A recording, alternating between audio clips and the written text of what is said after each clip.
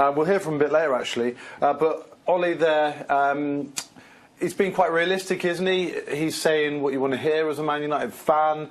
This game isn't over. We won't give up, fighting right to the end. But realistic as well, that he knows he's got a big injury list to contend with, plus the suspension of Paul Pogba.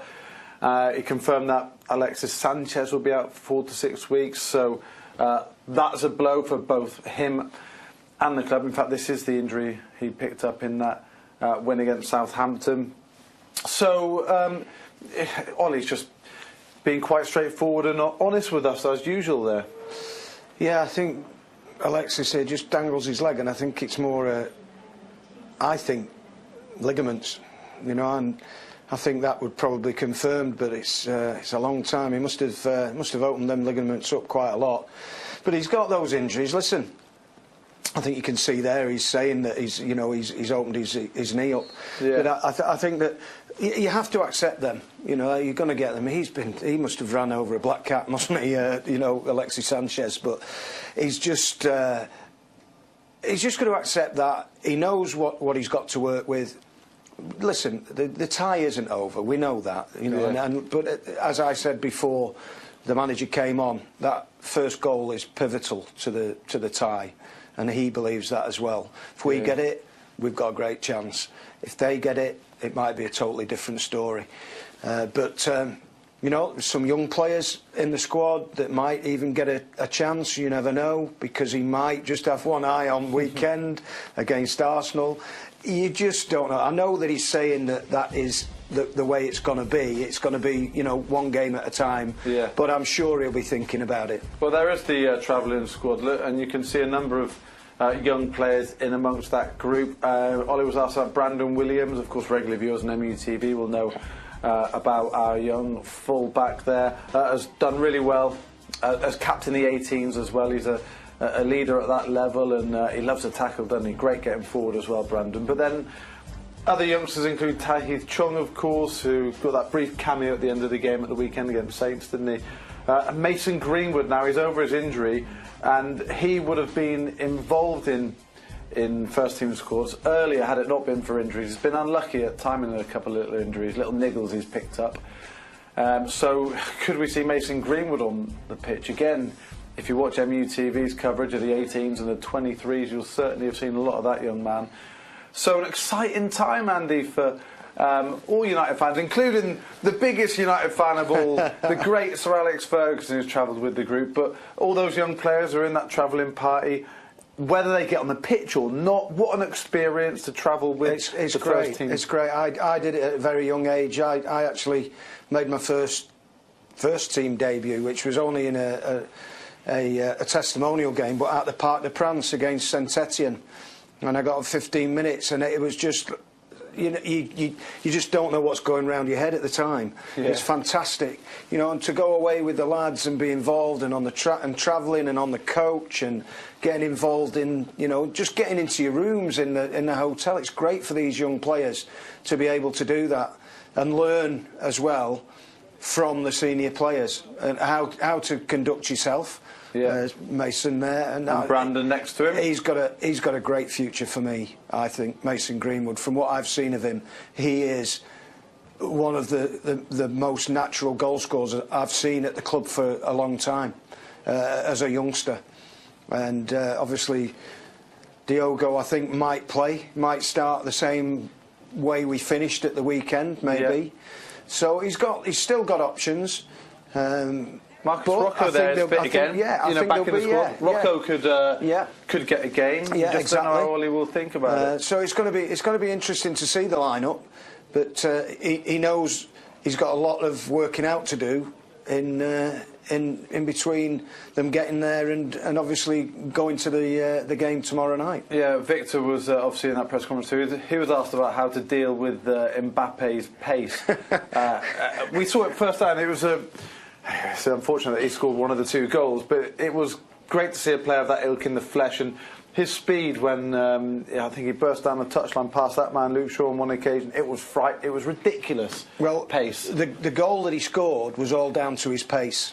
Yeah, because he burst through the middle, and I've got to say, I thought that Victor and Eric were a little bit naive in the way that they defended it. That if they'd have looked round, they might have been able to just block him off. But his pace to get there in between the two of them and get before the two of them to score the goal was electric, like you say. And it's great to see a player like that. He is going to be one of the world greats. Oh, definitely. And he will take some stopping. And he'd probably be the one up there on his own again, because I think Cavani's injured. And obviously you've got Neymar that's out for quite some time yet.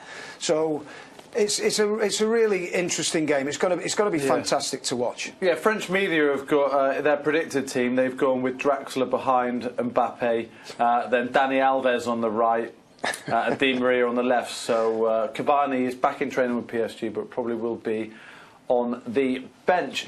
OK, let's get some more reaction from out in Paris. They're at the Parc de France, actually. Wes Brown is with Stuart.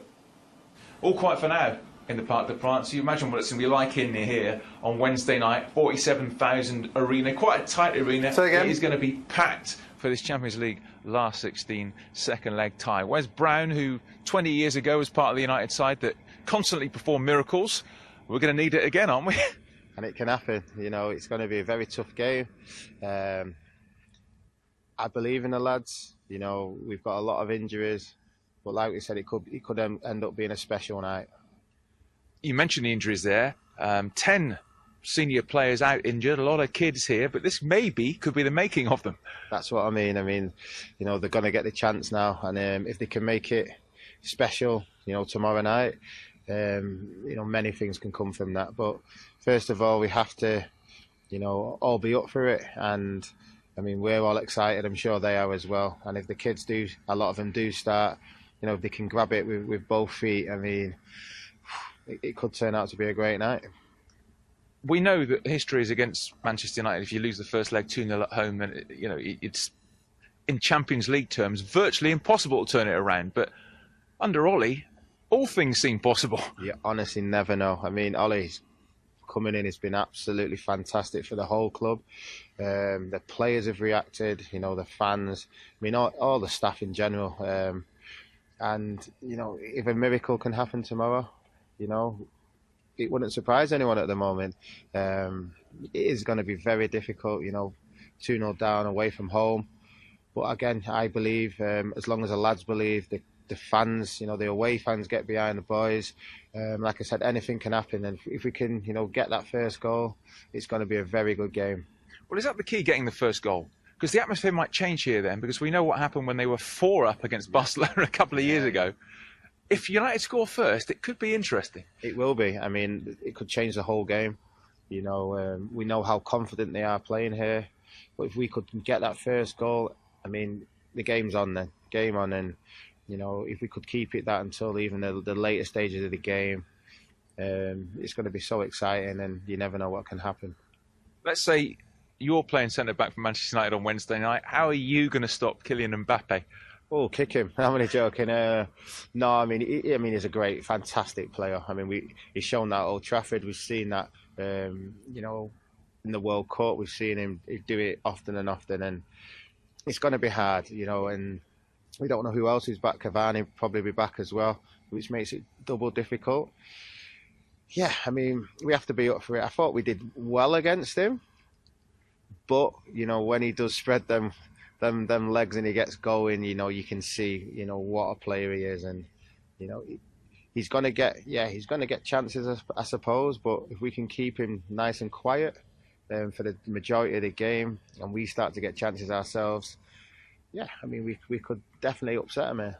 Finally, if United do somehow pull this off, where would that rank in our great history of comebacks in European nights? I mean, it'll be up there, only because, you know, if we do pull this off, we'll be probably one of the favourites to go on. If we can start getting some of the players back, you know, everyone fully fit, I think people will be scared of playing us then. But like I said, it's going to be difficult. We can get that first goal, we'll start believing, yeah. Fingers crossed to do that. All right, thank you, Wes. Looking forward to it. Some night in prospect here at the Parc de France as PSG face United in the Champions League last 16, second leg. Yeah, certainly is.